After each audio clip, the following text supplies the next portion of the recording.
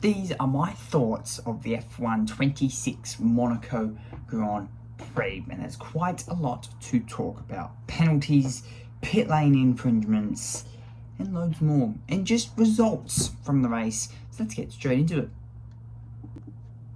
So there's quite a lot to talk about. First of all, with the penalties. There were quite a number of penalties in the Monaco Grand Prix. Hamilton, Russell, Hadjar, Piastri, Colapinto, Gasly, Bortoleto, Ocon, Russell, with not only 5 seconds worth of a penalty, plus a drive-through for not serving his first penalty. So quite a lot. Then, of course, Nico Hülkenberg got a penalty as well. I'm not sure if there were any other penalties handed out at the end of that race, but there were quite a lot, and a lot of them were from the pit lane speeding, which was a bit of a problem in that race. Of course, most of these penalties were just for going literally 0.1 of a second over the speed limit. Of course, in the Monaco Grand Prix pit lane, you can cut the pit lane entry slightly, and of course, the FIA the race controllers sort of said to the drivers before the start of the weekend, do not cut the pit lane entry, as you will get a penalty for it.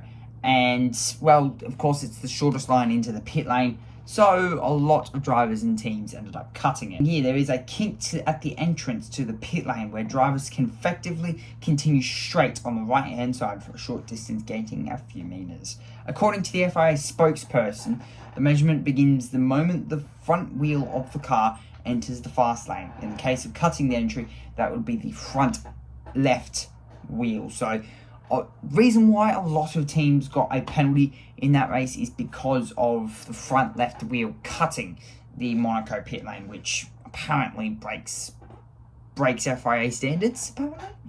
Because the system measures average speed through the pit lane using electronic timing loops embedded in the track surface and official FIA transponders, all of the infringements ended up being extremely small, or pit lane sectors. The effect is averaged out to less than 1 kilo. That just shows that's possibly a little bit harsh. I'm not sure if the FIA hand out those penalties instant, unless it's like a machine that goes through it and they just hand out penalties instantly. If it wasn't though, then you'd think that race control would look at that. I don't know. Lewis Hamilton, who still finished second despite receiving a 5-second time penalty, supported the theory and believes that the chosen line was all cause of his own penalty. Lewis then said in the press conference, yeah, I wasn't speeding. I think it was just the pit lane is. I think it's just the way the pit lane is. I've done this pit lane for years. It's not like I came in and didn't press the button or something like that. Pit lane limiter is immediately on, Hamilton said in the post-race press conference. So, again, yes, Hamilton has done this a lot of times. And you think to all the rookies as well. Hadjar got a penalty. I think it was for a separate incident though. Ocon got a penalty, Gasly got a penalty, Colapinto got a penalty, Russell got a penalty, all for speeding in the pit lane. So there is a lot on speeding in the pit lane, especially at Monaco.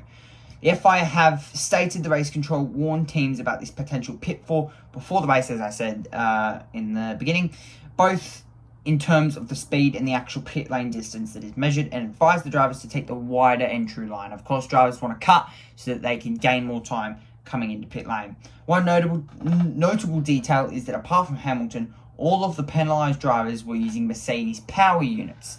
There we go. So, all of the penalised drivers were using Mercedes power units. However, that has nothing to do with the power unit itself or the calibration of the pit lane limiter.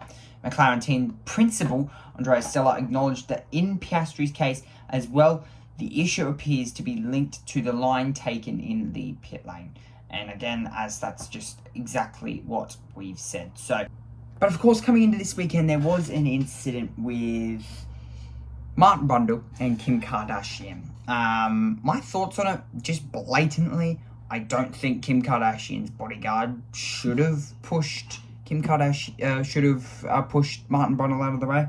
That's my thoughts. But then yet again, bodyguards are bodyguards and they're allowed to do what they want. So I suppose you know, it was a little bit silly. Come on, just let Martin Brundle talk to him. Talk to it, really. It's probably going to be like, it was probably only going to be like 15 seconds anyway, so I don't see why the bodyguard had to be so rough with Martin Brundle. Really don't know why the bodyguard did it anyway. Controversial things happened in that race. We saw Charles Leclerc and Lance Stroll sort of DNF, and it was mainly because of the torn up concrete on the exit of Rascasse, which, let's be honest, I think they probably should have thought about that before the incident happened. But I suppose they probably didn't see anything before the race started.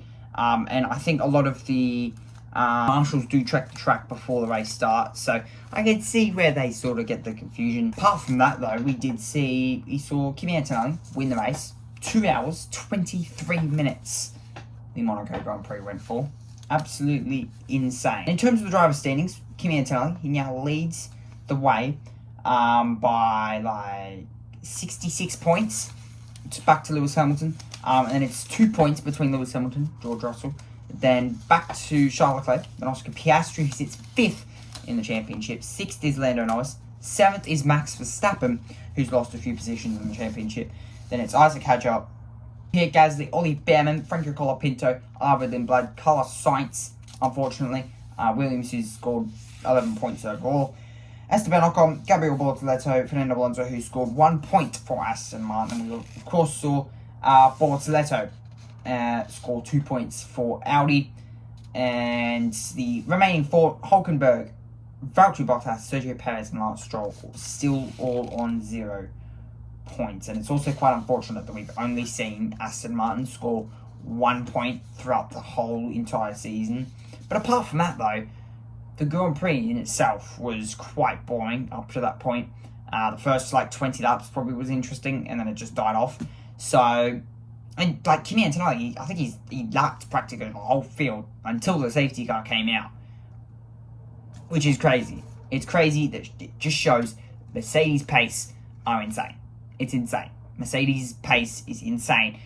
And I think coming into, well, I'm recording this on Wednesday, so 3 days from now, coming into the Spanish Grand Prix, it's going to be quite controversial. Can Kimi Antonelli keep up this running form that he's got? He's got Lewis Hamilton behind him, and George Russell, and Charles Leclerc, and Oscar Piastri. But the nearest threat to him at the moment is Lewis Hamilton, George Russell, Charles Leclerc, and maybe the 2 McLarens. But I feel Red Bull might be out of this before we can even say anything. This might be a bit controversial. If you guys enjoy, though, hit like button, subscribe. It's going to be a bit of a shorter thoughts on the Grand Prix weekend, just due to the fact that we've got 2 days and I've got to record 2 other videos. So yeah, a bit of a shorter one.